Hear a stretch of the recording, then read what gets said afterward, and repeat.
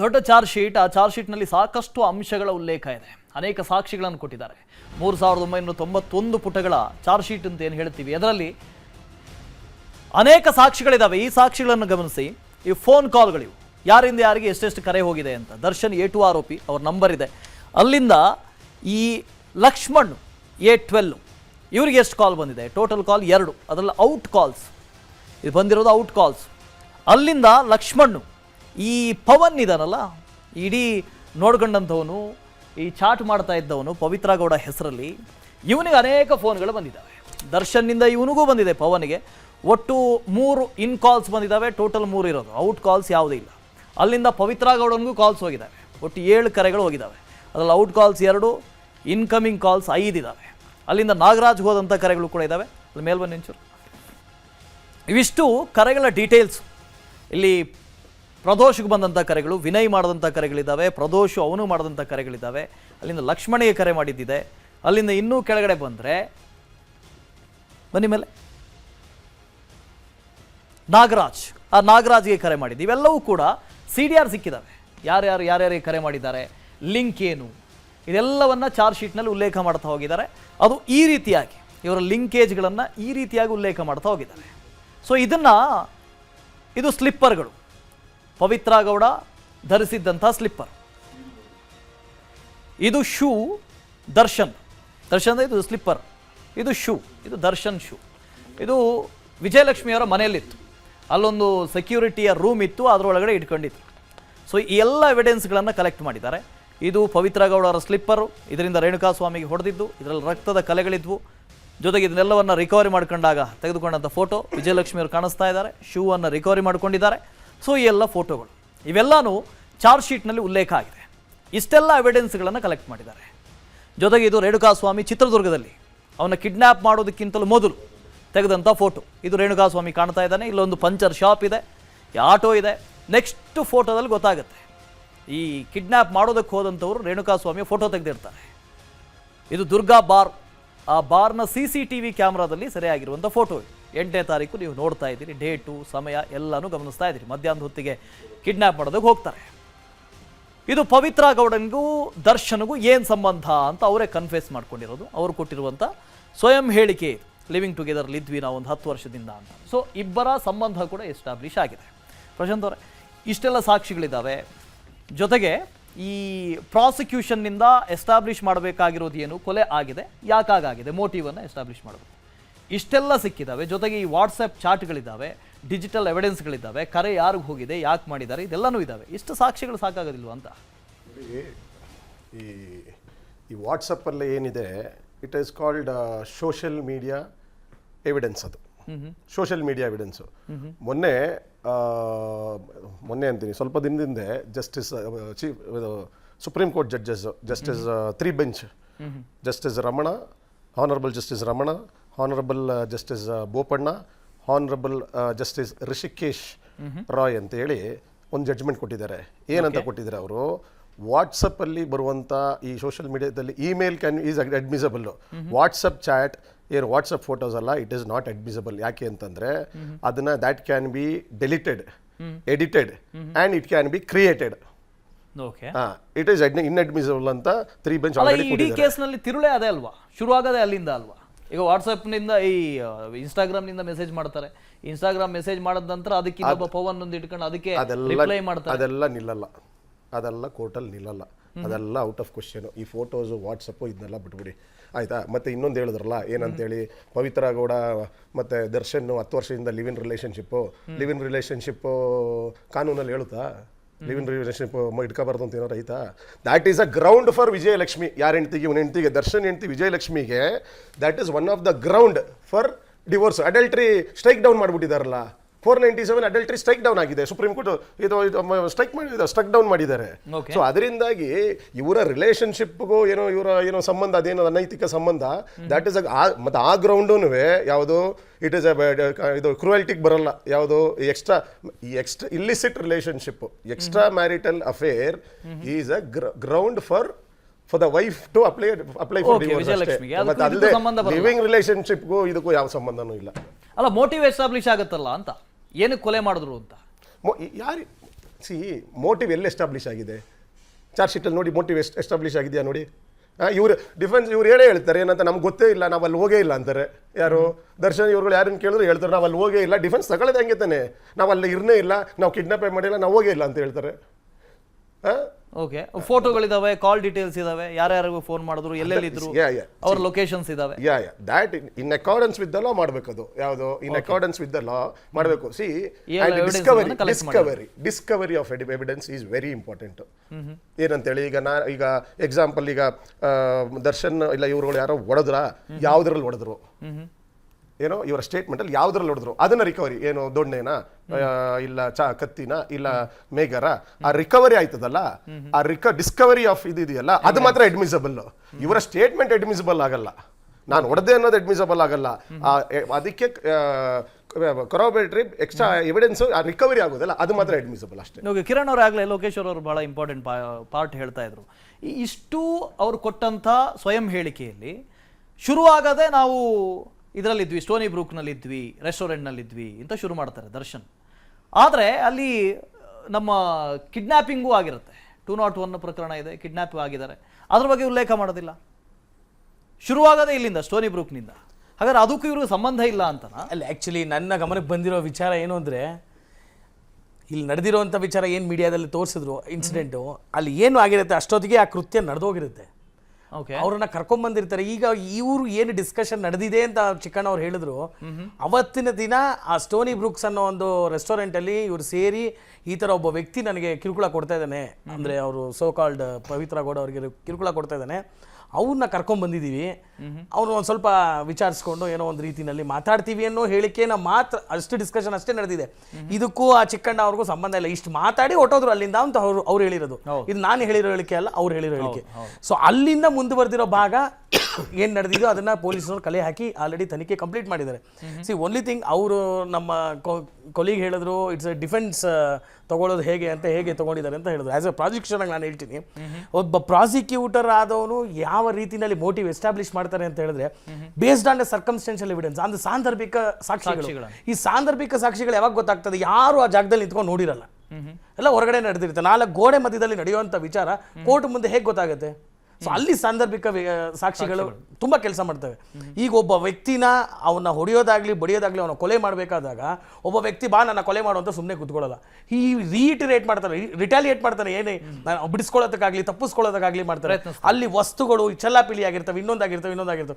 ಅದು ಮೀರಿ ನಡೆಯುವಂಥ ಕೃತ್ಯ ಅಲ್ಲಿ ಕೊಲೆ ಆದಾಗ ಪೊಲೀಸ್ನವ್ರು ಮುಖ್ಯವಾಗಿ ಹೋಗಿ ಮಾಜರ್ ಮಾಡ್ತಾರೆ. ಅಲ್ಲಿವರೆಗೂ ಟೇಪ್ ಹಾಕಿರ್ತಾರೆ. ಅಲ್ಲ ಸರ್, ನೀವು ಹಾಕಿರ್ತೀರಾ ಪೊಲೀಸ್ ಲೈನ್ ಅಲ್ಲ, ಬೇರೆ ಕೇಸಿನ ವಿಚಾರಗಳು ನೀವು ಹೇಳಿದ್ರೆ ತನಿಖೆ ಅಲ್ಲಿ ಒಬ್ಬ ಇರ್ತಾನೆ, ಆರೋಪಿ ಇವನೊಬ್ಬ ಇರ್ತಾನೆ, ಹೊಡೆದಾಗ. ಸರ್, ಈಗ ನಾನೊಂದು ಎಕ್ಸಾಂಪಲ್ ಕೊಟ್ಟಿದ್ದು, ಇಲ್ಲಿ 10-15 ಜನ ಸೇರ್ಕೊಂಡಾಗ ಅವನು ಏನು ಯಾರು ರಿಟಾಲಿಯೇಷನ್ ಸಾಧ್ಯನೇ ಇಲ್ಲ. ಸರ್, ಇದು ಕಾನ್ಸ್ಪಿರಸಿ. ಈ ಕಾನ್ಸ್ಪಿರಸಿ ಎಸ್ಟಾಬ್ಲಿಷ್ ಮಾಡಿದ್ರೆ ಮೋಟಿವ್ ಎಸ್ಟಾಬ್ಲಿಷ್ ಆಗೇ ಆಗ್ತದೆ. ಇಲ್ಲ, ಮೋಟಿವ್ ನಾನು ಹೇಳಿದ್ನಲ್ಲ, ಇವ್ರು ತೋರಿಸಿದ ವಾಲಂಟರಿ ಸ್ಟೇಟ್ಮೆಂಟ್ ಏನು ಪ್ರಶ್ನೆಯಲ್ಲಿ ದರ್ಶನ್ದು ರೋಲ್ ಸ್ಟಾರ್ಟ್ ಆಗದೆ ಸ್ಟೋನಿ ಬ್ರೂಕ್ದು ಅನ್ನೋ ರೀತಿಲಿ ತೋರ್ಸಕ್ಕೆ ಸ್ಟೇಟ್ಮೆಂಟ್ ಅಲ್ಲಿ ತೋರಿಸ್ತಾ ಇದ್ದಾರೆ. ಅಂದ್ರೆ ಅದಕ್ಕೆ ಮೊದಲು ಸರ್, ಅದು ಒಂದು ಇನ್ನೊಂದು ಭಾಗ. ಅದು ಸ್ಟೋನಿ ಬ್ರೂಕ್ಸ್ ಅಲ್ಲಿ ಕುತ್ಕೊಂಡು ಮಾತಾಡಿರೋದು ಒಬ್ಬ ವ್ಯಕ್ತಿನ ಕರ್ಕೊಂಡ್ ಬರ್ತಾ ಇದೀವಿ, ಈ ತರ ಕಿರುಕುಳ ಕೊಟ್ಟಿದ್ದಾನೆ, ಆ ವ್ಯಕ್ತಿ already was in a place of alleged place of. ಕರ್ಕೊಂಡು ಬರೋದ್ರಲ್ಲಿ ದರ್ಶನ್ ಪಾತ್ರ ಇರ್ಲಿಲ್ವಾ ಅಂತ? ಕಿಡ್ನಾಪಿಂಗ್ ಅಲ್ಲಿ ಹಾಗಾದ್ರೆ ದರ್ಶನ್ ಪಾತ್ರ ಇರ್ಲಿಲ್ವಾ? ಸರ್, ನಾನು ಹೇಳ್ದೇನೆ ಆ ಕೆಲಸ ಹೇಗಾಯ್ತು ಸರ್? ವಾಲಂಟರಿ ಸ್ಟೇಟ್ಮೆಂಟ್ ಅಲ್ಲಿ ಕೊಟ್ಟಿಲ್ಲ ಅಂತ ಹೇಳ್ತಾರೆ. ಸರ್, ವಾಲಂಟರಿ ಸ್ಟೇಟ್ಮೆಂಟ್ ಕೂಡ ಅಲ್ಲಿಗಳಿಗಾಗಲ್ಲ. ಯಾಕಂದ್ರೆ ನಾಳೆ ವಾಲಂಟರಿ ಸ್ಟೇಟ್ಮೆಂಟ್ ಕೊಟ್ಟಿರೋ ವ್ಯಕ್ತಿ ಕೋರ್ಟಿಗೆ ಬಂದು ನಾನು ಏನು ಹೇಳಿಲ್ಲ ಅಂತಾನೆ, ಆಗ ಹಾಸ್ಟೆಲ್ ವಿಟ್ನೆಸ್ ಅಂತ ಪ್ರಾಸಿಕ್ಯೂಷನ್ ಆಗೋದಿಲ್ಲ ಬಿಡಿ. ನಾವು ಹಾಸ್ಟೈಲ್ ವಿಟ್ನೆಸ್ ಈ ಸ್ಟೇಟ್ಮೆಂಟ್ ಏನಕ್ಕೂ ಬರೋದಿಲ್ಲ, ನಮ್ಗೆ ಗೊತ್ತಿದೆ. ಇಲ್ಲ, ನೀವು ಕೋರ್ಟ್ ಮುಂದೆ ಇನ್ವೆಸ್ಟಿಗೇಷನ್ ಪಾಯಿಂಟ್ ಅಲ್ಲಿ ನಾವು ಅದನ್ನ ಬಳಸ್ಕೊಳ್ಳೋದು ಬಿಟ್ರೆ, ಎಕ್ಸೆಪ್ಟ್ 27 ರಿಕವರಿ ಪಾಯಿಂಟ್ ಬಿಟ್ರೆ ಕೋರ್ಟ್ ಇನ್ ಯಾವ್ದು ತಗೊಳೋದೇ ಇಲ್ಲ. ಸರ್, ನೀವು ಕೊಡೋ ಸ್ಟೇಟ್ಮೆಂಟ್, ನೀವು ತನಿಖೆ ಮಾಡಿ ಏನ್ ಸ್ಟೇಟ್ಮೆಂಟ್ ತಗೊಂಡಿರ್ತೀರ ಅದನ್ನ ಕೋರ್ಟ್ ಮುಂದೆ ವಿರುದ್ಧವಾಗಿ ಹೇಳಿದ್ರು, ಪ್ರಾಸಿಕ್ಯೂಷನ್ ಆದ್ರು ನಾವು ಅವ್ರನ್ನ ಮತ್ತೆ ಮರು ವಿಚಾರಣೆ ಮಾಡ್ತೀವಿ. ನೀನ್ ಸುಳ್ಳು ಹೇಳ್ತಾ ಇದೀಯಾ, ಈಗ ಬೇರೆ ಒತ್ತಡದಿಂದ ಹೇಳ್ತಾ ಇದೀಯಾ? ವಿಟ್ನೆಸ್ ಅದು, ನಾಟ್ ದಿ ಅಕ್ಯೂಸ್. ಅಕ್ಯೂಸ್ ಗಲ್ಲ, ವಿಟ್ನೆಸ್ ಗೆ ಹೇಳ್ತಾರೆ ಸ್ಟೇಟ್ಮೆಂಟ್ ಇದು. See, burden of the prosecution is to prove beyond reasonable doubt. ಇದು ಅಕ್ಯೂಸ್ ಸ್ಟೇಟ್ಮೆಂಟ್. ಇದ್ರ ಪಾಯಿಂಟ್ ನಾನು ಮಾತಾಡ್ತಾ ಇರೋದು. ನಾನು not talking about the any other witnesses. I am talking only regarding this accused statement.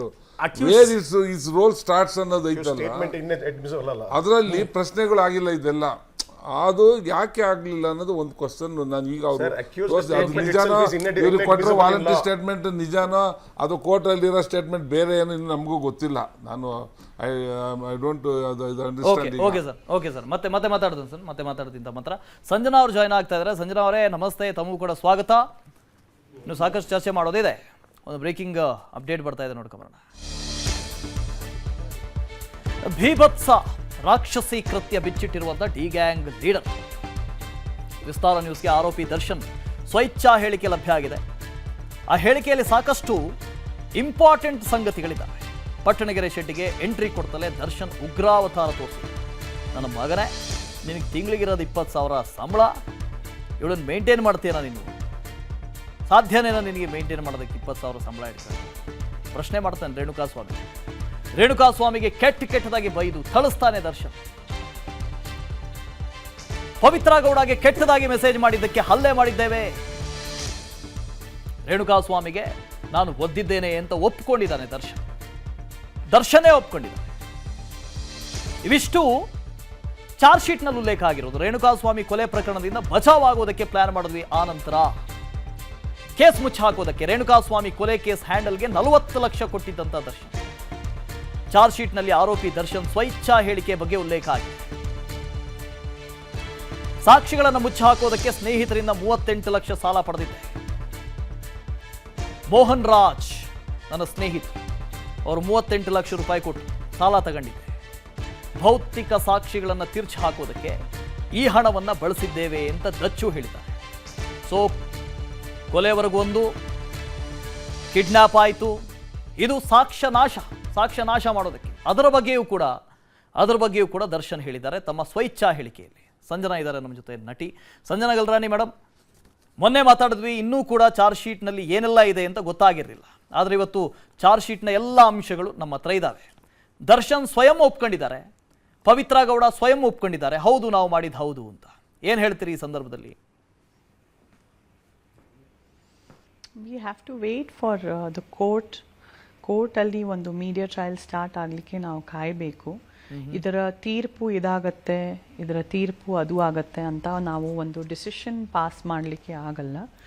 Charge ಶೀಟಲ್ಲಿ ಇದ್ದಿದ್ದು ಪ್ರತಿಯೊಂದು prove ಆಗಬೇಕಂದ್ರೆ ಅದಕ್ಕೆ ಅಂತ ಒಂದು ಕೋರ್ಟಲ್ಲಿ ಟ್ರಯಲ್ ಅಂತಾನೆ ನಡೆಯುತ್ತೆ. ಅದು 1 ವರ್ಷ ನಡೆಯುತ್ತೋ, ಫಾಸ್ಟ್ ಫಾರ್ವರ್ಡ್ ಕೋರ್ಟಲ್ಲಿ 3 ರಿಂದ 5 ವರ್ಷ ನಡೆಯುತ್ತೋ, ಅಥವಾ 10-15 ವರ್ಷ ನಡೆಯುತ್ತೋ ನಮಗೆ ಗೊತ್ತಿಲ್ಲ. ಬಟ್ ಇದಕ್ಕಂತಾನೆ ಒಂದು ನ್ಯಾಯಾಂಗ ವ್ಯವಸ್ಥೆ ನಮ್ಮಲ್ಲಿ ಇದೆ. ಅವರಿಗೆ ಟ್ರಯಲ್ ಮಾಡೋ ಅಧಿಕಾರ ಇದೆ, ನಮಗೆಲ್ಲೋ ಒಂದು ಕಡೆ ಟ್ರಯಲ್ ಮಾಡೋ ಅಧಿಕಾರ ಇಲ್ಲ ಅಂತ ನನಗನ್ಸುತ್ತೆ. ಇಲ್ಲ ಮೇಡಮ್, ನಾವು ಮೀಡಿಯಾ ಟ್ರಯಲ್ ಅಂತೂ ಮಾಡ್ತಾ ಇಲ್ಲ. ಏನು ಸತ್ಯ ಇದೆ ಅದನ್ನು ಮಾತಾಡ್ತಿದ್ವಿ ಅಷ್ಟೇ. ಏನೆಲ್ಲ ಇದೆ ಇರೋ ಅಂಥದ್ದನ್ನು ಹಿಡ್ಕೊಂಡು ಚರ್ಚೆ ಮಾಡ್ತಾ ಇದ್ವಿ. ದರ್ಶನ್ಗೆ ಡಿಫೆನ್ಸಿವ್ ಆಗಿ ಸಾಕಷ್ಟು ಜನ ಮಾತಾಡಿದ್ರು, ಇಲ್ಲ ದರ್ಶನ್ ಹಂಗೆಲ್ಲ ಮಾಡಿರ್ಲಿಕ್ಕಿಲ್ಲ, 1-2 ಮಾತು ಬೈದಿರ್ಬೋದು, 1-2 ಮಾತು ತಟ್ಟಿರ್ಬೋದು ಅಂತ ಹೇಳಿದರು. ಆದರೆ ಇಲ್ಲಿ ದರ್ಶನ್ ಸ್ವಯಂ ಆಗಿ ಒಪ್ಕೊಂಡಿದ್ದಾರೆ, ನಾನು ಏನೆಲ್ಲ ಮಾಡಿದ್ದೀನಿ, ನಾನು ಹೊಡೆದಿದ್ದು ಹೆಂಗೆ, ಏನು ಕತೆ, ಇದೆಲ್ಲವನ್ನು ಹೇಳ್ಕೊಂಡಿದ್ದಾರೆ ಅಂತ. ನೋಡಿ, ಸಮಯ ಪ್ರತಿಯೊಂದಕ್ಕೂ ತೀರ್ಪು ಅನ್ನೋದು ನೀಡುತ್ತಂತೆ. ಸೊ ಆ ಸಮಯದ ತೀರ್ಪಿಗೋಸ್ಕರ ನಾವಿಲ್ಲಿ ಕಾಯಬೇಕಾಗತ್ತೆ. ನ್ಯಾಯಾಂಗ ವ್ಯವಸ್ಥೆಯಲ್ಲಿ ನಮ್ಮ ಅದ್ದೂರಿಯಾದ ಎಜುಕೇಟೆಡ್ ಹೈಲಿ ಕ್ವಾಲಿಫೈಡ್ ಜಡ್ಜಸ್ ಇದ್ದಾರೆ ಈ ಕೆಲಸಕ್ಕೋಸ್ಕರನೇ ಅಂತ. ಸೊ ಅಲ್ಲಿ ಟ್ರಯಲ್ ನಡೆದಾಗ ಇದು ಹೇಗೆ ಪ್ರೂವ್ ಆಗುತ್ತೆ, ಏನು ಹೇಳಿದ್ದಾರೆ ಏನು ಹೇಳಿಲ್ಲ ಅಂತ ಪ್ರತಿಯೊಂದು ನಮ್ಮ ಮುಂದಕ್ಕೆ ಒಂದು ಪೇಜು ವಿವರವಾಗಿ ಬಂದೇ ಬರುತ್ತೆ. ಬಟ್ ನನಗೆ ಎಲ್ಲೋ ಒಂದು ಕಡೆ ನೋಡಿ, ಪೊಲೀಸರವರಿಗೆ ನಾವು ಬೆನ್ ತಟ್ಟೋ ಕೆಲಸ ಮಾಡಲೇಬೇಕು. 4000 ಪೇಜ್ ಚಾರ್ಜ್ ಶೀಟ್ ಸಲ್ಲಿಸಿದಾರಂದರೆ ಎಷ್ಟು ಕಷ್ಟಪಟ್ಟಿರಬೇಕು. ಹಗಲು ರಾತ್ರಿ ಒಂದು ಮಾಡಿ ಕೇಸಿಗೆ ಈ 3-4 ತಿಂಗಳು ವರ್ಕ್ ಮಾಡಿದ್ದಾರೆ, ನಿದ್ದೆನೂ ಇರಲ್ಲ ಪೊಲೀಸರವರಿಗೆ. ಬಟ್ ಈಗ ಎಷ್ಟು ಮಟ್ಟಕ್ಕೆ ಏನು ನಿಜಕ್ಕೂ ಪ್ರೂವ್ ಆಗುತ್ತೆ, ಅದರ ಸಪೋರ್ಟಿವ್ ಎವಿಡೆನ್ಸಸ್ ಅನ್ನೋದು ಏನಿದೆ ಆ್ಯಂಡ್ ಅಲ್ಲಿ ಹೇಳಿಕೆ ಏನಿದೆಯೋ ಆ ಸಪೋರ್ಟಿವ್ ಎವಿಡೆನ್ಸಸ್ಗೆ ಅದು ತಕ್ಕಂಥ ಮ್ಯಾಚ್ ಆಗುತ್ತೋ ಮ್ಯಾಚ್ ಆಗಲ್ವೋ, ಏನು ನಡೆಯುತ್ತೋ ಏನು ನಡೆಯಲ್ವೋ ಅಂತ it's purely a matter of trial in the court. Madam, ಈ ಚಾರ್ಜ್ ಶೀಟ್ನ ಬಗ್ಗೆನೂ ಆಗ್ಲಿಂದ ಭಾಳ ಚರ್ಚೆ ಮಾಡ್ತಾ ಇದ್ವಿ. 4,000 ಪುಟ ಇದೆ ಅಂತ ಹೇಳಿದ ತಕ್ಷಣನೇ ಭಾಳ ಕನ್ವಿಕ್ಟ್ ಆಗಿಬಿಡ್ತಾರೆ, ಅಕ್ವಿಟಲ್ ಆಗಿಬಿಡ್ತಾರೆ ಅಂತಲ್ಲ. ಅದರಲ್ಲಿ ತಿರುಳಿ ಏನಿದೆ, ಚಾರ್ಜ್ ಶೀಟ್ನಲ್ಲಿ ಏನಿದೆ ಅನ್ನೋದು ಮುಖ್ಯ ಆಗುತ್ತೆ ಅಂತ ನಾವು ಮೊದಲನೇ ದಿನದಿಂದ ನೋಡ್ತಾ ಇದ್ವಿ. ಇದೊಂದು ಹೈ ಪ್ರೊಫೈಲ್ ಕೇಸು. ನಾನು ಅಕ್ವಿಟ್ ಆಗಿರೋ ಸೋ ಕಾಲ್ಡ್ ಸ್ಯಾಂಡಲ್ವುಡ್ ಡ್ರಗ್ ಕೇಸಲ್ಲಿ, ನನಗೆ ಕ್ಲೀನ್ ಚಿಟ್ ಸಿಕ್ಕಿರೋ ಸ್ಯಾಂಡಲ್ವುಡ್ ಡ್ರಗ್ ಕೇಸಲ್ಲಿ 7,000 ಚಾರ್ಜ್ ಶೀಟ್ ಇತ್ತು. 7,000 ಪೇಜ್ ಚಾರ್ಜ್ ಶೀಟ್. ನಾನು ಎಕ್ವಿಟ್ ಆಗಿ ಭಗವಂತನ ಆಶೀರ್ವಾದದಿಂದ ಕ್ಲೀನ್ ಚಿಟ್ ತಗೊಂಡು ನಿಮ್ಮೆಲ್ಲರ ಮುಂದೆ ಕುತ್ಕೊಂಡಿದ್ದೀನಿ. ನನ್ನ ಯಾವ ರೀತಿ ಬಲಿಪಶು ಮಾಡಿದ್ರು ಕೇವಲ ನಾನು ಒಂದು ಸೆಲೆಬ್ರಿಟಿ ಆಗಿರೋದ್ರಿಂದ ನಾನು ಏನೇನು ಅನುಭವಿಸಿಲ್ಲ, ನನ್ನ ಬಗ್ಗೆ ಏನೇನು ಹೇಳಲಾಗಿಲ್ಲ, ಏನೇನು ಬರೆಯಲಾಗಿಲ್ಲ. ಬಟ್ ಆ ಭಗವಂತ ನನ್ನ ಕೈ ಹಿಡ್ದ. ಬಿಕಾಸ್ ನಿಜಾನೇ ಗೆಲ್ಲೋದು, ಸುಳ್ಳು ಯಾವತ್ತೂ ಗೆಲ್ಲಲ್ಲ ನ್ಯಾಯಾಂಗ ವ್ಯವಸ್ಥೆನಲ್ಲಿ. ಕಾನೂನಲ್ಲಿ ನಮಗೆ ಬಹುಶಃ ಸ್ವಲ್ಪ ಲೇಟಾಗಿ ನ್ಯಾಯ ಸಿಗುತ್ತೆ ನಮ್ಮ ನ್ಯಾಯಾಂಗ ವ್ಯವಸ್ಥೆಯಲ್ಲಿ. ಯಾಕಂದ್ರೆ ಅಷ್ಟು ಫೈಲ್ಗಳಿವೆ. ಒಂದೊಂದು ಕೋರ್ಟಾಲಿಗೆ ಹೋದ್ರೆ ಜಡ್ಜಸ್ 6:30, 7 o'clock, 7:30 ಈವ್ನಿಂಗ್, ಆಕ್ಚುಲಿ 5 ಗಂಟೆಗೂ ಅವರು ಮನೆಗೆ ಹೊರಟ್ಬಿಡೋ ಅವರಿಗೆ ಸೌಲಭ್ಯ ಇದೆ ಜಡ್ಜ್ಗಳಿಗೆ.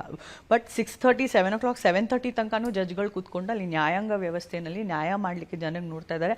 ಒಂದೊಂದು ಜಡ್ಜ್ ಪಕ್ಕದಲ್ಲಿ ಒಂದ್ ಕಡೆ ಇಷ್ಟು ಫೈಲ್ ಇದ್ರೆ ಇನ್ನೊಂದ್ ಕಡೆ ಇಷ್ಟು ಫೈಲ್ಗಳಿರುತ್ತೆ. ಸೊ ನಮ್ಮ ನ್ಯಾಯಾಂಗ ವ್ಯವಸ್ಥೆ ಬಹುಶಃ ಸ್ವಲ್ಪ ಸ್ಲೋ ಇದೆ, ಬಟ್ ನ್ಯಾಯ ಸಿಕ್ಕೇ ಸಿಗತ್ತೆ. ನಿಜ ಏನಿದೆಯೋ ಸಮಯದ ಜೊತೆ ತೀರ್ಪಾಗಿ ಮುಂದೆ ಬಂದೇ ಬರುತ್ತೆ.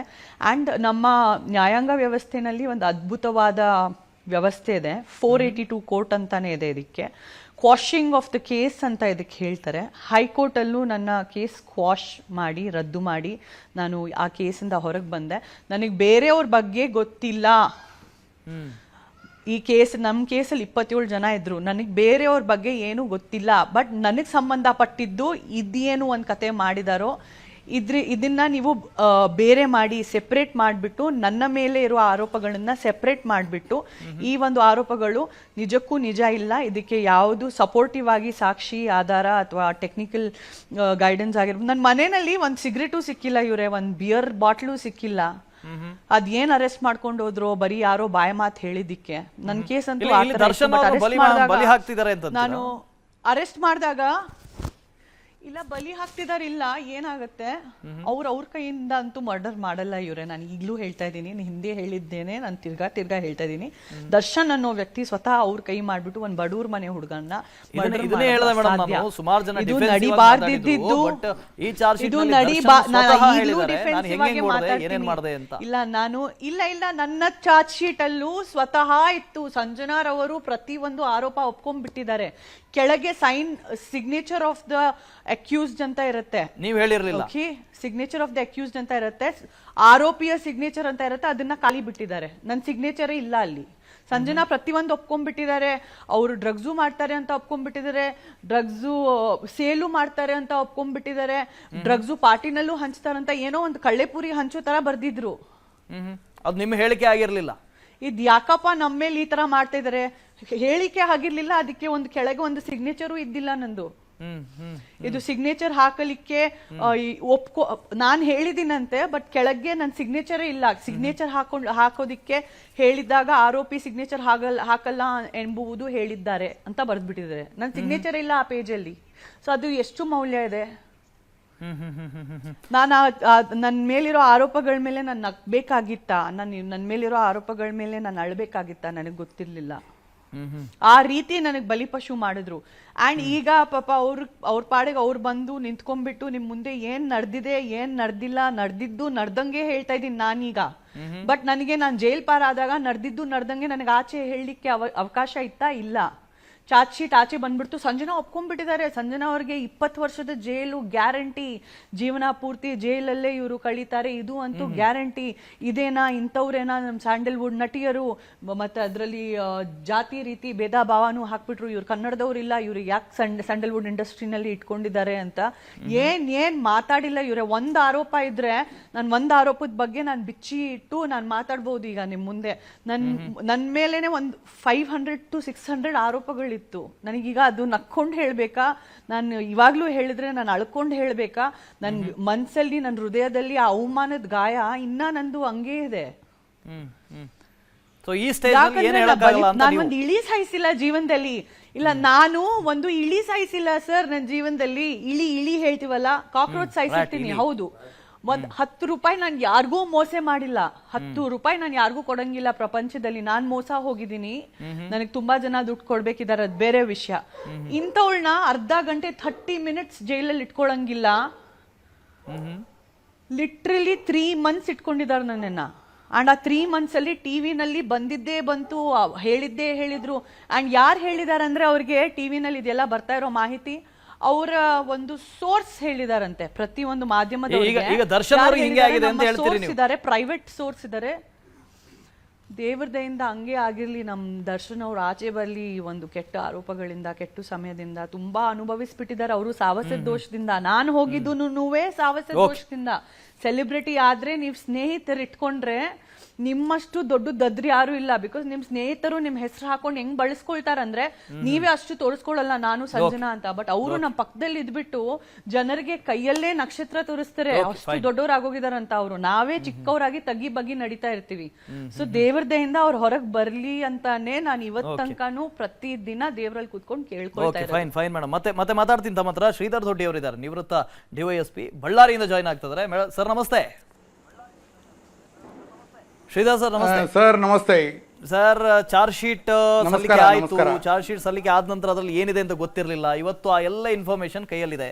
ದರ್ಶನ್ ಏನು ಕನ್ಫ್ಯೂಸ್ ಮಾಡ್ಕೊಂಡಿದ್ದಾರೆ, ಪವಿತ್ರ ಗೌಡ ಏನೆಲ್ಲ ಕನ್ಫ್ಯೂಸ್ ಮಾಡ್ಕೊಂಡಿದ್ದಾರೆ, ಎಷ್ಟೆಲ್ಲ ಎವಿಡೆನ್ಸ್ಗಳು ಸಿಕ್ಕಿದಾವೆ, ಎಲ್ಲ ಇದೆ. ಮುಂದೇನಾಗಬಹುದು ಅಂತ ಈ ಚಾರ್ಜ್ ಶೀಟ್ ನೋಡಿದಾಗ ತಮಗೇನು ಅನ್ಸುತ್ತೆ? ನೋಡಿ,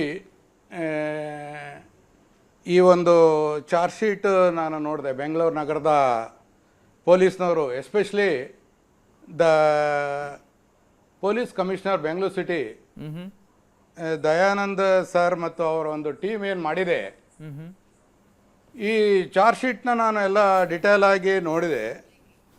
ಇದರಲ್ಲಿ ಈ ಒಂದು ಟೀಮ್ನವರು ಕಲೆಕ್ಟ್ ಮಾಡಿರೋ ಎವಿಡೆನ್ಸ್, ಓಕೆ, ಐ ವಿಟ್ನೆಸಸ್ ಇರ್ಬೋದು, ಈ ಸರ್ಕಮ್ಸ್ಟೆನ್ಷಿಯಲ್ ವಿಟ್ನೆಸಸ್ ಇರ್ಬೋದು, ಮೊಬೈಲ್ ಡಾಟಾಸ್ ಇರ್ಬೋದು, ಕಲೆಕ್ಟ್ ಮಾಡಿರೋ ಫೋಟೋಸ್ ಇರ್ಬೋದು, ಏನು ಸೈಂಟಿಫಿಕ್ ಎವಿಡೆನ್ಸ್ ಇವರು ಕಲೆಕ್ಟ್ ಮಾಡಿದ್ದಾರೆ, ಮತ್ತು ಈ ಸೀಜ್ ಮಾಡಿರೋ ಮಟೀರಿಯಲ್ಸು, ಆರ್ಟಿಕಲ್ಸು, ಈ ಒಂದು 3919 ಪೇಜ್ಗಳು ಮಾಡಿ ಸಬ್ಮಿಟ್ ಮಾಡಿರೋದು ನಾನು ಎಲ್ಲ ನೋಡಿದೆ. ಈ ಒಂದು ಚಾರ್ಜ್ ಶೀಟ್ ಯಾವುದೇ ಒಂದು CBI ಚಾರ್ಜ್ ಶೀಟ್ಗೂ ಕಡಿಮೆ ಇಲ್ಲ, ಯಾವುದೇ ಒಂದು CID ಚಾರ್ಜ್ ಶೀಟ್ಗೂ ಕಡಿಮೆ ಇಲ್ಲ. ಓಕೆ, ನಮ್ಮ ಒಂದು ಅಭಿಪ್ರಾಯ ಏನಂದ್ರೆ, ಈ ಒಂದು ಕೇಸ್ನಲ್ಲಿ 6 ಕೋಟಿ ಕನ್ನಡಿಗರಿಗೆ ನ್ಯಾಯ ಕೊಡಿಸೋ ಒಂದು ಪ್ರಯತ್ನನ ಬೆಂಗಳೂರು ಸಿಟಿ ಪೊಲೀಸ್ನವ್ರು ಮಾಡಿದ್ದಾರೆ ಅಂತ ನನಗೆ ಅನಿಸ್ತಾ ಇದೆ. ಓಕೆ, ಈ ಒಂದು ಪೊಲೀಸ್ನವರು ಮಾಡಿರೋ ಈ ಚಾರ್ಜ್ ಶೀಟ್ನ ಯಾರೇ ಜಡ್ಜಸ್ ನೋಡ್ಬೋದು, ಯಾರೇ ವಕೀಲರು ನೋಡ್ಬೋದು, ಯಾರೇ ನೋಡಿದ್ರು ಕೂಡ ಇದರಲ್ಲಿರೋ ಅಂಶ ಏನು ಅಪ್ರಿಷಿಯೇಷನ್ ಆಫ್ ಎವಿಡೆನ್ಸ್ ಇದೆಯಲ್ಲ, ಇದರಲ್ಲಿ ಎರಡನೇ ಮಾತೇ ಇಲ್ಲ. ಓಕೆ, ಶಿಕ್ಷೆ ಕೊಡ್ಸಕ್ಕೆ ಇದ್ರ ಪ್ರಕಾರ ನಾನು ಹೇಳ್ತಾ ಇದ್ದೀನಲ್ಲ, ನಮ್ಮ ಈ ಒಂದು ಕ್ರಿಮಿನಲ್ ಜಸ್ಟಿಸ್ ಸಿಸ್ಟಮ್ನಲ್ಲಿ ಈ ಒಂದು ದಯಾನಂದ್ ಸರ್ ಮತ್ತು ಅವ್ರ ಟೀಮ್ ಮಾಡಿರೋ ಕೆಲಸ ತುಂಬಾ ಒಂದು ಸಿಸ್ಟಮೆಟಿಕ್ ಕೆಲಸ ಇದೆ. ಓಕೆ, ಇದನ್ನೇ ನಾನು ಹೇಳೋದಕ್ಕೆ ಇಷ್ಟಪಡ್ತಾ ಇದ್ದೇನೆ. ಮತ್ತೆ ಅವ್ರಿಗೂ ಧನ್ಯವಾದ ಕೂಡ ಹೇಳೋದಕ್ಕೆ ನನಗೆ ಇಷ್ಟ ಆಗುತ್ತೆ ಈ ಒಂದು ಇದರಲ್ಲಿ. Okay, fine sir. ಮತ್ತೆ ಮಾತಾಡ್ತೀನಿ ಸರ್ ತಮ್ಮ ಹತ್ರ, ಮತ್ತೆ ಮಾತಾಡ್ತೀನಿ. ಲೋಕೇಶ್ವರ್ ಸರ್, ಆಗಲೇ ಸಂಜನಾ ಅವ್ರು ಹೇಳಿದರು, ಈ ಹಿಂದೆ ನನ್ನ ಕೇಸ್ ಆದಾಗಲೂ ಹಾಗೆ ಆಗಿತ್ತು, ನಾವು ಕೊಟ್ಟಂತ ಹೇಳಿಕೆ ನಾವು ಕೊಟ್ಟೇ ಇರಲಿಲ್ಲ, ಸುಮ್ಮನೆ ನಾನು ಕೊಟ್ಟೆ ಅಂತ ಹೇಳಿದ್ರು. ಸೊ ದರ್ಶನರಲ್ಲೂ ಹಿಂಗೆ ಆಗಿರಲಿ ಅಂತ ಅವ್ರು ಬೇಡ್ಕೊಳ್ಳೋದು. ಇಲ್ಲ, ನಾನು ನಿಮಗೆ ಫಸ್ಟಿಂದ ಹೇಳ್ತಾ ಇದ್ವಿ, ಏನು ಸ್ಟೇಟ್ಮೆಂಟು ಪೊಲೀಸ್ ಆಫೀಸರ್ಸ್ ಮುಂದೆ ಆಗುತ್ತೆ. ಅವ್ರು ಹೇಳಿದ್ರಲ್ಲ, ಸೆಕ್ಷನ್ 25 ಎವಿಡೆನ್ಸ್ ಆ್ಯಕ್ಟಲ್ಲಿ it is not admissible. First of all ಆ ಸ್ಟೇಟ್ಮೆಂಟ್ನ ಮ್ಯಾಜಿಸ್ಟ್ರೇಟ್ರನ್ನು ಕನ್ಸಿಡರ್ ಮಾಡೋದಿಲ್ಲ. ಅವ್ರು ಕೇಳೋದು ಏನು ರಿಕವರಿ ಆಗಿದೆ ಅಷ್ಟನ್ನ ಮಾತ್ರ ಹೇಳಿ ಅಂತಾನೆ ಇವಾಗ ಹೇಳೋದು. ಮೆಟೀರಿಯಲ್ ಪೂರಾ ಅದೆಲ್ಲ ಸ್ಟೇಟ್ಮೆಂಟ್ ಏನು ಬರ್ಕೊಂಡಿದೆ ಅದನ್ನು ಹೇಳಿಂದ ಯಾವ ಜಡ್ಜಸ್ಸು ಹೇಳೋದಿಲ್ಲ. ಇವಾಗ ಅವ್ರು ಹೇಳೋದೆ, ನೀವು ಏನು ರಿಕವರಿ ಮಾಡಿದ್ದೀರಾ ಅದನ್ನಷ್ಟೇ ಹೇಳ್ರಿ, ಆ ಪೋರ್ಷನ್ ಮಾತ್ರ ನೀವು ಎವಿಡೆನ್ಸಲ್ಲಿ ರೆಕಾರ್ಡ್ಗೆ ನಮಗೆ ಹೇಳಿ ಅಂತ ಅಷ್ಟೇ ತಗೊಳೋದು. ಅವರು ಬೇರೆ ಯಾವುದನ್ನು ತಗೊಳೋದೇ ಇಲ್ಲ ಅವರು. ಅದು ನಾವು ಇನ್ವೆಸ್ಟಿಗೇಷನ್ಗೋಸ್ಕರ ಬರ್ಕೊಂಡಿರ್ತೀವಿ ಅಷ್ಟೇ. ಅದನ್ನ ಕೋರ್ಟ್ ಕೊಡದಿದ್ರು ಕೋರ್ಟ್ ಏನು ಕೇಳೋದಿಲ್ಲ ಯಾಕೆ ಕೊಡ್ಲಿಲ್ಲ ಅಂತ ಒಂದು. ಮತ್ತೆ ಯಾವುದೇ ವಿಟ್ನೆಸ್ ಸ್ಟೇಟ್ಮೆಂಟ್ಗೆ ಆಗಲಿ ಅಕ್ಯೂಸ್ ಸ್ಟೇಟ್ಮೆಂಟ್ಗೆ ಯಾರ್ದು ಸಿಗ್ನೇಚರ್ ತಗೊಳೋಂಗೆ ಕಾನೂನಲ್ಲಿ ಇಲ್ಲ. ಓಕೆ, ಅದು 160 CRPC ಪ್ರಾವಿಷನ್ನಲ್ಲಿ ನಾಟ್ ಟು ಬಿ ಸೈನ್ಡ್ ಅಂತಾನೆ ಇರೋದು. ಅದು ಸಿಗ್ನೇಚರ್ ತಗೊಳಂಗೆ ಇಲ್ಲ ಫಸ್ಟ್ ಆಫ್ ಆಲ್. ಆದ್ರೂ ಕೋರ್ಟ್ಗೆ ನಂಬಿಕೆ ಕೊಡೋಣ ಅಂತ ಎಕ್ಸ್ಟ್ರಾ ಥಾಟಲ್ಲಿ ಹೆಬ್ಬೆಟ್ ಹಾಕ್ಸೋದು, ಸೈನ್ ಮಾಡಿಸೋದು, ಇದೆಲ್ಲ ನಮ್ಮಲ್ಲಿ ಅಧಿಕಾರಿಗಳು, ಈ ರೈಟ್ರುಗಳು ಮಾಡೋ ಕೆಲಸ ಮೊದಲಿಂದ ಅಭ್ಯಾಸ ಇದು. ಆದರೆ ಕಾನೂನು ಪ್ರಕಾರ ಆ ಪ್ರಾವಿಷನ್ ಇಲ್ಲ. ಓಕೆ, ಅದೇನು ಬೇಕಿಲ್ಲ, ಅದೆಲ್ಲ ಸೈನ್ ಬೇಕಂತಾನೆ ಇಲ್ಲ. ಅದು ಒಂದು. ಎಕ್ಸೆಪ್ಟ್ 164 ಸ್ಟೇಟ್ಮೆಂಟ್ ಏನು ಕೋರ್ಟಲ್ಲಿ ಆಗುತ್ತೆ, ಅಲ್ಲಿ ಸೈನ್ ತಗೊಂತಾರೆ, ಅಲ್ಲಿ ಮಾತ್ರ ಸೈನ್ ತಗೊಂತಾರೆ. ಇಲ್ಲಿ 160 ಪ್ರಕಾರ ಮಾಡೋದಿದೆಲ್ಲ, ಅಲ್ಲಿ ಆ ಪಾಯಿಂಟಲ್ಲಿ ಮಾಡೋದಿಲ್ಲ. ಸಿಗ್ನೇಚರ್ನ ತಗೊಳಕ್ಕೆ ಬರೋದಿಲ್ಲ, ಸಿಗ್ನೇಚರ್ ಕೇಳಂಗೂ ಇಲ್ಲ. ಓಕೆ, ಅದು ಸಂಜನಾ ಅವ್ರಿಗೆ ಅವ್ರು ಕೇಳಿದ್ದಾರೆ, ಅವರು ಸಹಿ ಮಾಡಿಲ್ಲ ಅಂತ ಆ ಥರ ಬರೆಯೋ ಅವಶ್ಯಕತೆನೂ ಏನಿಲ್ಲ. ಈ ರೆಕಾರ್ಡ್ ಸ್ಟೇಟ್ಮೆಂಟ್ ಅಂತ ಮಾಡಿದ್ರೆ ಸಾಕು. ಎರಡನೇದು, ನಾವು ಈಗ ಇಷ್ಟೆಲ್ಲ ಕಷ್ಟಪಟ್ಟಿರೋ ಇನ್ವೆಸ್ಟಿಗೇಷನ್ಗೆ ನ್ಯಾಯ ಸಿಗಬೇಕು ಅಂದರೆ ಇದು ಶೀಘ್ರ ವಿಲೇವಾರಿ ಆಗಬೇಕು ಅನ್ನೋದು ಯೋಚನೆಯಲ್ಲಿ ನಾನು ಮಾತಾಡ್ತಾ ಇರೋದು. ಮತ್ತು ಯಾಕೆ ಡಿಸ್ಟರ್ಬ್ ಆಗ್ತಾ ಇದೆ ಅನ್ನೋದಕ್ಕೆ ನಾನು ಈಗ ಪ್ರಶ್ನೆ ಆಗಿದ್ದು, ಚಾರ್ಜ್ ಶೀಟು ಕೊಡೋ ದಿವಸಕ್ಕೆ ಮೀಡಿಯಾಗಳಲ್ಲೆಲ್ಲ ಆಚೆ ಬಂತಲ್ಲ, ಇಷ್ಟೊಂದು ಫಾಸ್ಟಾಗಿ ಹೆಂಗೆ ಆಚೆಗೆ ಬರೋಕ್ಕೆ ಸಾಧ್ಯ ಅನ್ನೋದು ಪ್ರಶ್ನೆ ಆಗ್ತಾಯಿದೆ ನಮಗೆಲ್ಲ. ಓಕೆ, ಆ್ಯಸ್ ಎ IO ಒಬ್ಬ ಪೊಲೀಸ್ ಆಫೀಸರ್ ಆಗಿ ಕಾಮನ್ ಸಿಟಿಜನ್ ಆಗಿ ಹೇಳ್ತಿದ್ದೀನಿ, ಯಾರಿಗೂ ಸಾಧ್ಯ ಇಲ್ಲ ತಗೊಳಕ್ಕೆ ಆ ಥರ ಆ ಪಾಯಿಂಟು. ಹಂಗಿದ್ದಾಗ ಹೆಂಗಾಯ್ತು ಇದೆಲ್ಲ? ಸೊ ಈ ಥರ ಈಗಲೇ ಇಷ್ಟೊಂದು ಇನ್ಫ್ಲೂಯೆನ್ಸ್ ಈ ಕೇಸಲ್ಲಿ ಆಗ್ತಾ ಇದೆ ಅಂದಾಗ ಮುಂದೆ ಟ್ರಯಲ್ ಸ್ಟೇಜ್ ಇನ್ನೂ ಬರೋ ಅಷ್ಟೊತ್ತಿಗೆ ಇನ್ನೂ ಟೈಮ್ ತಗೊಳುತ್ತೆ. ಯಾಕಂದರೆ ಇದು ಸೆಷನ್ ಕೋರ್ಟ್ ಕಮಿಟ್ ಆಗಬೇಕು, ಅಲ್ಲಿ ಇವ್ರಿಗೆಲ್ಲ ಆ ಜಡ್ಜಸ್ಸು ಇವ್ರಿಗೆ ಡೇಟ್ ಕೊಟ್ಟು ಸಮನ್ ಮಾಡಿ ಮತ್ತೆ ಒಂದೆರಡು ಡೇಟ್ ಆದಮೇಲೆ ಚಾರ್ಜ್ ಫ್ರೇಮ್ ಮಾಡೋದು ಅದೆಲ್ಲ ಆಗಿ ಆಮೇಲೆ ಟ್ರಯಲ್ ಸ್ಟಾರ್ಟ್ ಆಗೋದು. 2 ತಿಂಗಳಾಗುತ್ತೋ 3 ತಿಂಗಳಾಗುತ್ತೋ ಇನ್ನೂ ಅದು ವಿಚಾರ ಇಲ್ಲ. ಇಷ್ಟು ಫಾಸ್ಟಾಗಿ ಇದೆಲ್ಲ ನಡೀತಾ ಇದೆ. ಅಲ್ಲ, ಜನಸಾಮಾನ್ಯರಿಗೊಂದು ಡೌಟ್ ಇದೆ. ಇದು ಶುರುವಾದಾಗಲೇ ಒಂದು ಪರದೆ ಕಟ್ತಾರೆ ಸ್ಟೇಷನ್ಗೆ, ಆಮೇಲೆ ಜೈಲಿಗೆ ಆದ ನಂತರ ಅಲ್ಲಿ ರಾಯಲ್ ಟ್ರೀಟ್ಮೆಂಟ್ ತಗೊಂತಾರೆ. ಅದು ಹೇಗೆ ನಂಬೋದು ನಾವು ಅಂತ ಹೇಳ್ತಾರೆ ಜನ. ಇಲ್ಲ, ಪರದೆ ಕಟ್ಟಿದ ವಿಚಾರಕ್ಕೆ ನನಗೆ ಗೊತ್ತಿರೋದು ಏನಂದರೆ, ಆ ಸ್ಟೇಷನ್ ಕಾಂಪೌಂಡು 3.5 ಅಡಿನ 4 ಅಡಿನ ಇದೆ. ಅದು ಅಲ್ಲಿ ಜನ ನಿಂತ್ಕೊಂಡ್ರೆ ಒಳಗಡೆ ಸ್ಟೇಷನ್ಗೆ ವರ್ಕ್ ಮಾಡೋಕ್ಕೆ ಡಿಸ್ಟರ್ಬ್ ಆಗುತ್ತೆ. ಯಾಕೆಂದರೆ ಸೆಲೆಬ್ರಿಟಿ ನೋಡೋಕ್ಕೆ ಸುಮ್ಮನೆ ಜನ ಬೇರೆ ಏನು ಉದ್ದೇಶಕ್ಕೆ ಅಂತಲ್ಲ, ನೋಡಬೇಕು ಅನ್ನೋ ಉದ್ದೇಶದಲ್ಲಿ ಆತುರದಲ್ಲಿ ಬಂದು ನಿಂತ್ಕೊಂಡ್ಬಿಡ್ತಾರೆ. ಅವ್ರನ್ನ ಒಳಗಡೆ ವರ್ಕಿಗೆ ಡಿಸ್ಟರ್ಬ್ ಆಗಬಾರ್ದು ಅಂತ ಅವ್ರಿಗೆ ಅಷ್ಟು ಬಿಟ್ಟರೆ ಬೇರೆ, ಯಾಕಂದ್ರೆ ಬೇರೆ ಸಿಟಿಜನ್ಸ್ ಎಲ್ಲ ಹೋಗ್ತಾರಲ್ಲ ಕಂಪ್ಲೇಂಟ್ ಕೊಡೋಕ್ಕೆ, ಮತ್ತೊಂದು ಸಮಸ್ಯೆ ಏನು ಕೇಳೋಕ್ಕೆ ಪೊಲೀಸ್ ಸ್ಟೇಷನ್ಗೆ ಹೋಗಿದ್ದಾರೆ, ಬಂದಿದ್ದಾರೆ ಜನ, ಯಾರಿಗೇನು ಸಮಸ್ಯೆ ಆಗಿಲ್ಲ. ಅಲ್ಲಿ ಏನು ಒಳಗಡೆ ಅಂಥದ್ದೇನು ನಡೆದೂ ಇಲ್ಲ. ಆಮೇಲೆ ಇರೋದು ಇಷ್ಟಾಗಲ್ಲ ಪೊಲೀಸ್ ಸ್ಟೇಷನ್ಗಳಲ್ಲಿ ನಮ್ಮಲ್ಲಿ, ಅವ್ನು ವಾಕಿಂಗ್ ಮಾಡೋಕ್ಕೆ ಅದು ಮಾಡೋಕ್ಕೆ ಎಲ್ಲಿ ಬಿಡ್ತಾರೆ? ಓಡಾಡಿದ್ರಲ್ಲಿ ಆಫೀಸ್ ರೂಮ್, ರೈಟ್ರ್ ರೂಮ್ ಹತ್ರಗೆಲ್ಲ ಓಡಾಡ್ಕೊಂಡಿರ್ತಾರೆ. ಅವ್ರನ್ನೇನು ನಾವು ಅಲ್ಲಿ ಯಾರನ್ನೂ ಬೇಡಿಯಾಗಿ ಕುಣಿಸಿರೋದಿಲ್ಲ. ಯಾಕೆಂದರೆ ಇನ್ನೂ ಅವ್ರದ್ದು ಆರೋಪಗಳು ಆಗಿ ನಾವೇನೋ ಕನ್ವಿಕ್ಷನ್ ಆಗೋ ಇರ್ತದೆ, ತಪ್ಸ್ಕೊಂಡು ಹೋಗ್ಬಿಡ್ಬೋದು. ಇನ್ನೊಂದು ಅಥವಾ ಹಾರ್ಡ್ ಕ್ರಿಮಿನಲ್ಸು ಆ ಥರದ್ದಿದ್ದಾಗ ನಾವು ಅವೆಲ್ಲ ಹ್ಯಾಂಡ್ ಕಪ್ ಹಾಕೋದು ಮಾಡೋದಕ್ಕೆ ನಾವು ನಾಳೆ ರೀಸನ್ ಕೊಡೋಕ್ಕೂ ಕೋರ್ಟ್ಗೆ ಹ್ಯಾಂಡ್ ಕಪ್ ಹಾಕೋದಕ್ಕೂ ನಾಳೆ ಕ್ವಶನ್ಗಳು ಆಗಿದ್ದಾವೆ. ಹ್ಯೂಮನ್ ರೈಟ್ ಕಮಿಷನ್ಸ್ಗೆಲ್ಲ ಪ್ರಶ್ನೆ ಆಗಿದ್ದಾವೆ. ಅವು ನಾವು ಆನ್ಸರ್ ಕೊಡಬೇಕಾಗುತ್ತೆ. ಅವು ಯಾಕೆ ಇವ್ನಿಗೆ ಹ್ಯಾಂಡ್ ಕಪ್ ಹಾಕಿದ್ವು, ನಾವು ಕರ್ಕೊಂಡು ಹೋಗ್ಬೇಕಾರೆ ಯಾಕೆ ಅದೆಲ್ಲ ಕೊಡಲೇಬೇಕು ಅಂತ ಪರಿಸ್ಥಿತಿ ಇರುತ್ತೆ. ಇಲ್ಲಿ ಆ ಥರದ್ದೇನು ಸಂದರ್ಭ ಇರಲಿಲ್ಲ. ಆವಾಗಲೇ ಹೇಳಿದ್ರು, ಅವರೆಲ್ಲೂ ಓಡೋಗಿರಲಿಲ್ಲ, ಇಲ್ಲೇ ಸಿಕ್ಕಿದ್ರು ಮಾಡಿದ್ರಿಂದ, ಮತ್ತು ಎಲ್ಲೋ ಹೋಗೋಂಥ ಸಾಧ್ಯತೆ ಇಲ್ಲದ್ರಿಂದ ಸ್ಟೇಷನ್ ಒಳಗೆ ಓಡಾಡ್ಕೊಳಕ್ಕೆ ಬಿಟ್ಟಿರೋದನ್ನು ಅಪರಾಧ ಆಗಿ ತಗೊಳಕ್ಕಾಗೋದಿಲ್ಲ ಆ ಸ್ಟೇಜಲ್ಲಿ. ಓಕೆ ಓಕೆ ಓಕೆ ಸರ್, ಮಾತಾಡ್ತೀನಿ, ಇನ್ನಷ್ಟು ಚರ್ಚೆ ಮಾಡೋಣ. ಒಂದು ಸಣ್ಣ ಬ್ರೇಕ್ನ ಸಮಯ ಆಗಿದೆ. ಬ್ರೇಕ್ನ ನಂತರ ಈ ಡಿಜಿಟಲ್ ಎವಿಡೆನ್ಸ್ಗಳು ಸಾಕಷ್ಟು ಲಭ್ಯ ಆಗಿದ್ದಾವೆ. ಈ ಡಿಜಿಟಲ್ ಎವಿಡೆನ್ಸ್ಗಳ ಮಹತ್ವ ಏನು? ಸಾಲೋದಿಲ್ವಾ ಇಷ್ಟು ದರ್ಶನ್ಗೆ ಶಿಕ್ಷೆ ಕೊಡಿಸೋದಕ್ಕೆ? ಅನುಕ್ಷಣದ ಸುದ್ದಿಗಳಿಗಾಗಿ ವಿಸ್ತಾರ ನ್ಯೂಸ್ ಯೂಟ್ಯೂಬ್ ಚಾನೆಲ್ ಸಬ್ಸ್ಕ್ರೈಬ್ ಮಾಡಿ. ಹೊಸ ಸುದ್ದಿಗಳ ನೋಟಿಫಿಕೇಶನ್ಗಾಗಿ ಬೆಲ್ ಐಕಾನ್ ಕ್ಲಿಕ್ ಮಾಡಿ. ಲೇಟೆಸ್ಟ್ ಅಪ್ಡೇಟ್ಸ್ಗಾಗಿ www.vistaranews.com ವೆಬ್ಸೈಟ್ಗೆ ವಿಸಿಟ್ ಮಾಡಿ.